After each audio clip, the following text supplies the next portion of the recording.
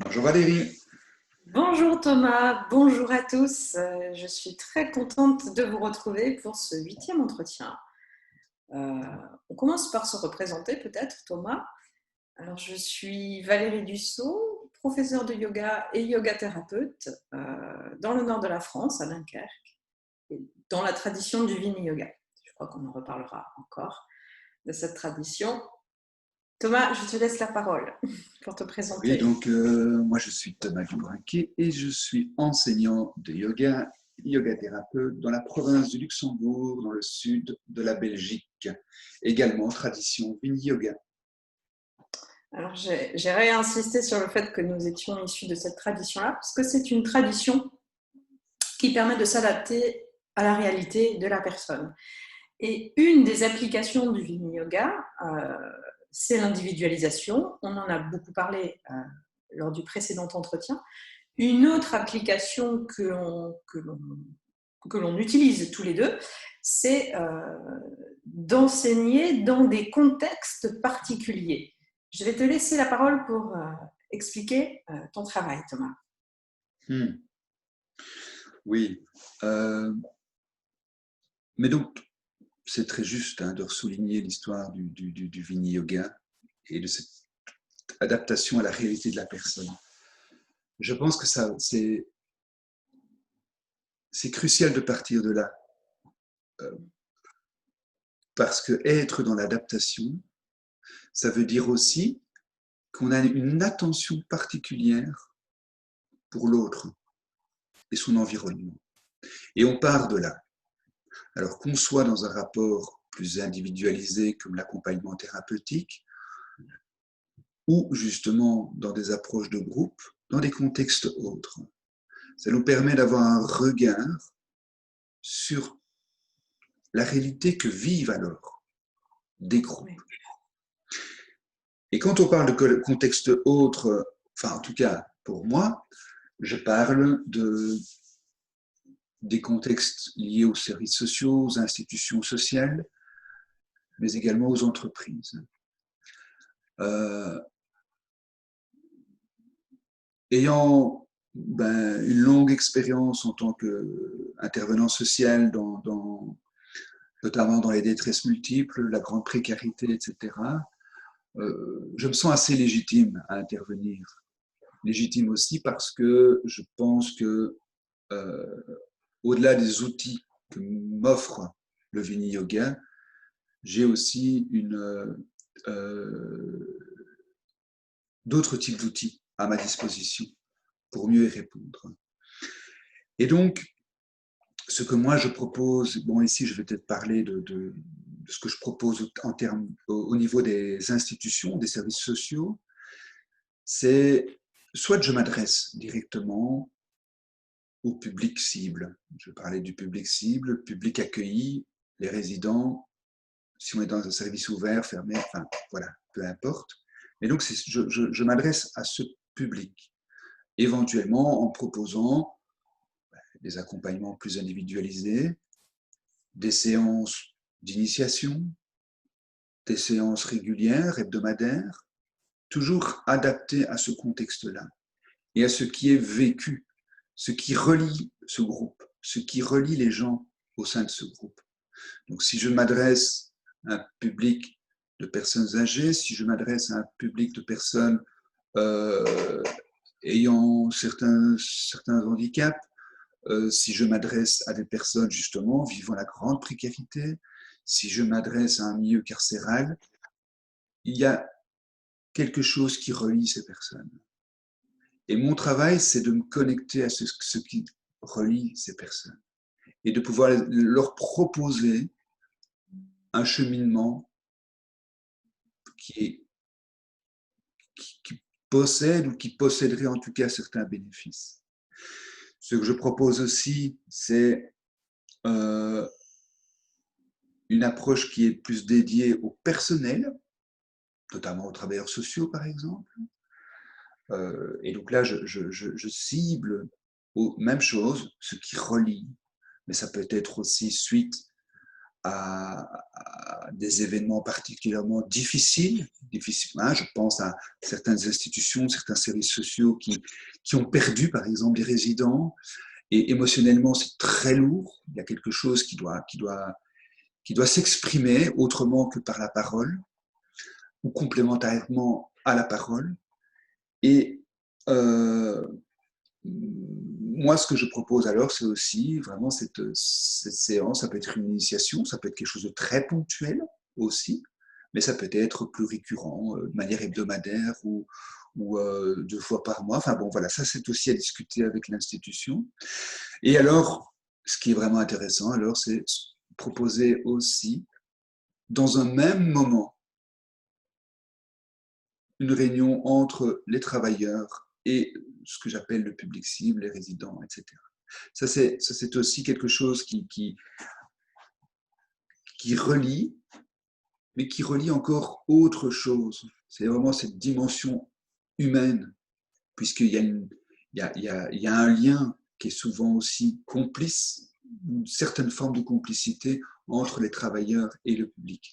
Et alors, une quatrième chose que je propose et qui pour moi là est bon, c'est un grand plaisir personnel, c'est d'intégrer alors l'approche du Vini Yoga, l'approche du yoga dans le projet pédagogique de l'institution. Et donc là, c'est l'institution, un des paramètres, un des piliers de l'institution devient le yoga. Pas le yoga nécessairement, ou pas uniquement en termes de séances et d'enchaînement comme on peut l'imaginer, mais aussi, je dirais, dans son approche, dans sa philosophie, dans sa manière d'envisager la communication, etc. Donc là, c'est tout à fait autre chose. Et donc, bon, moi, personnellement, j'ai déjà pu m'adresser à différents publics, aussi des personnes en fin de vie, des enfants, milieu scolaire, aussi en milieu carcéral. Bon, là, par exemple, près d'ici, près d'où dans la province, j'interviens depuis plus ou moins 5 ans au sein d'une prison, d'un établissement carcéral, et toutes les semaines, à part là depuis 1 mois ou 2, bien sûr, hein, on est dans une période de confinement, donc je n'ai plus accès à l'intérieur de l'enceinte, mais donc tous les mois, pardon, toutes les semaines, donc je propose un cours collectif, toujours un petit groupe, on est, je dirais, entre 3, 4 et 8 à 10 personnes. Voilà, ça navigue. Ce sont des contextes vraiment très particuliers, en même temps très fluctuants au niveau de sa structure. Il y a quand même des personnes, heureusement, libérées. Il y a des personnes qui sont transférées. Parfois, les transferts se font comme ça, de manière d'un jour à l'autre. Même la personne n'est pas nécessairement mise au courant très longtemps. Donc, parfois, on ne peut même pas se dire au revoir. Donc, il y a pas mal de mouvements. Donc, c'est à moi aussi à tenir compte de ce paramètre pour amener de la stabilité au sein de la pratique que je propose. Donc voilà, mais c'est quelque chose qui est majoritairement, je vais dire, vécu de manière très très positive par j'allais dire le personnel, par les détenus. Ce sont uniquement des détenus hommes. Hein. Ce sont donc des détenus qui pour beaucoup découvrent, ne connaissent pas le yoga, et en fait très vite en ressentent des bienfaits. Mais au départ, bien sûr, on est dans des bienfaits physiques, hein, comme très souvent, comme pour tout le monde. Beaucoup de bienfaits dans la région abdominale, en termes de digestion, ça c'est quelque chose. Donc il y a beaucoup de stress qui se matérialise, hein, je dirais, dans cet abdomen. Et puis petit à petit, ben, là, je veux dire, la personne redécouvre aussi sa respiration et petit à petit se reconnecte à elle. Et donc là, c'est un très très très beau cheminement parce que il y a chez certains de profondes remises en question et un regard très critique sur leur propre trajectoire de vie, sans complaisance, mais avec bienveillance en même temps. C'est ce qui fait aussi la caractéristique du yoga. Et toi, Valérie, dans tes interventions autres, tu as une approche particulière, des publics particuliers? Alors, comme toi, je suis intervenue dans plusieurs types d'institutions différentes. Effectivement, j'ai travaillé avec des personnes handicapées pendant plusieurs années. Je suis intervenue aussi dans des foyers d'accueil pour enfants, avec les enfants, avec le personnel, avec les parents de ces enfants-là. Donc, c'était vraiment des expériences très, très riches pour moi. Et puis, très régulièrement, je travaille avec les enfants à la fois en milieu périscolaire et puis dans des projets qui sont menés dans le cadre de la ville, des projets qui sont éducatifs, qui permettent d'accompagner les enfants sur un projet plus important. Et aussi depuis 2 ans, et c'est plutôt ça ce dont je vais parler aujourd'hui, je travaille dans un EHPAD, c'est-à-dire un home d'accueil pour les personnes en fin de vie. Et c'est très très riche pour moi. C'est très très riche. Il m'a fallu un petit peu de temps pour apprivoiser le public, qui est un public de personnes très âgées. Hein. J'ai eu des personnes qui avaient plus de 100 ans dans les personnes qui ont fait du yoga avec moi. Et qui, pour certains en tout cas, avaient une vision du yoga comme pas du tout pour eux, peut-être même à la limite de la secte. Et donc, il a fallu vraiment un petit temps de fréquentation pour qu'ils accueillent en fait ce que je leur proposais et qu'ils en ressentent vraiment les bénéfices. Ce qui est intéressant, c'est que en travaillant avec comme ça des personnes qui sont aussi âgées et devenues beaucoup plus fragiles, qui n'ont plus de mobilité, pour certains pratiquement plus du tout, d'autres peuvent encore marcher en autonomie, peuvent encore un peu bouger les bras, mais de toute façon, la mobilité est quand même très réduite, hein, passé 90 ans, 90 ans. Je parle couramment le belge aussi.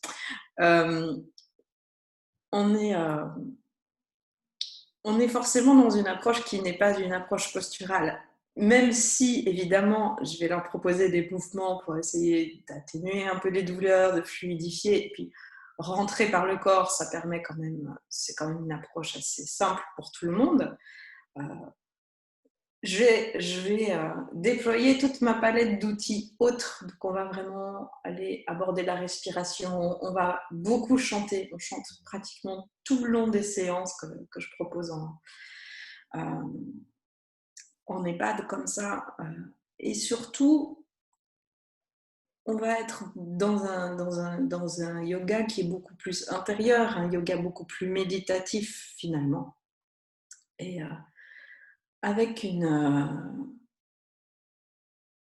comment dire, une intention, en tout cas, de créer chez les participants un espace de paix.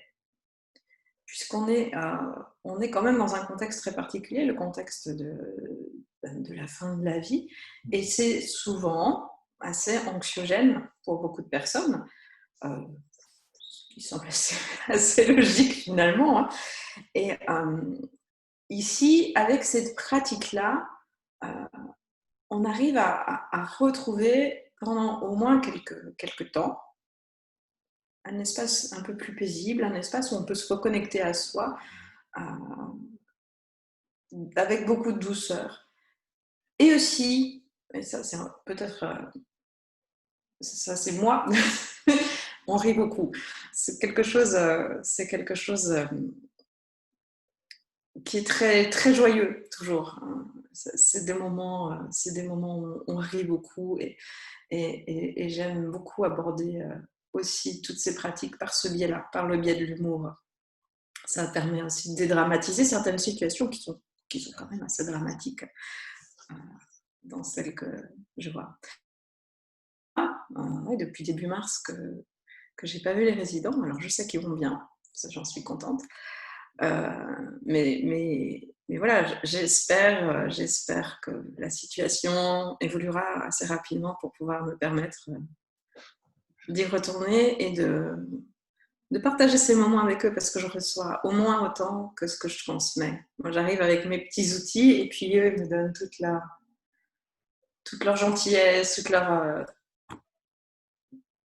ouais, toute leur attention, tout ce temps, ils le consacrent à moi aussi, alors que voilà, ils n'en ont plus beaucoup.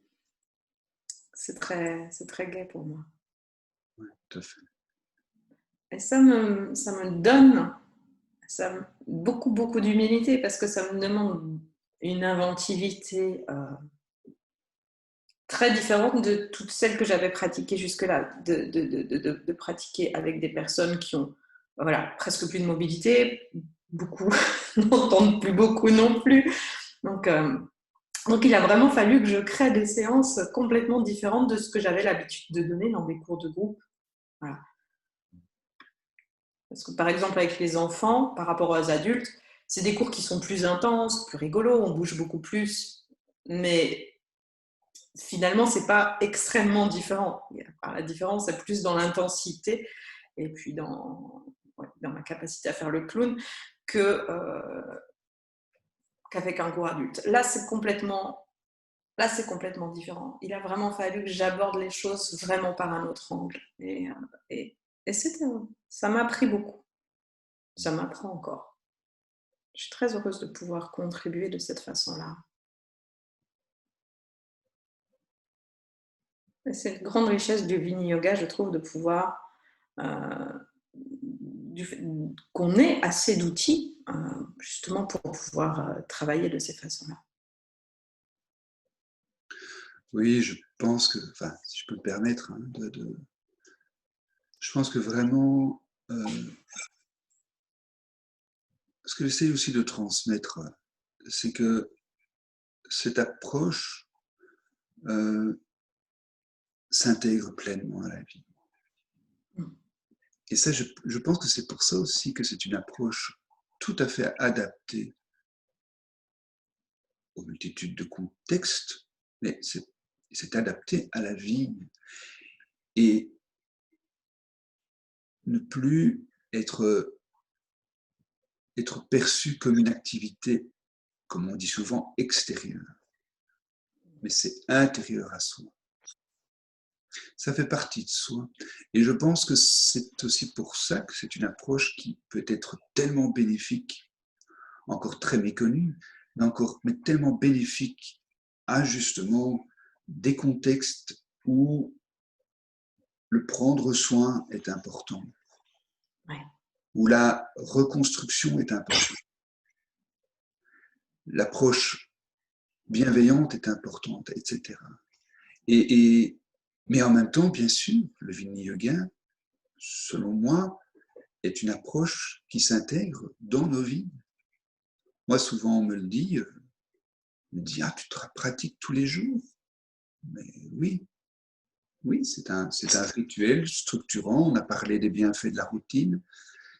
Et effectivement, c'est quelque chose que j'ai intégré à ma vie. Et je ne vois pas ça comme étant quelque chose d'extérieur. Je vais faire mon yoga, je vais chercher mon pain à la boulangerie. Non. Ouais.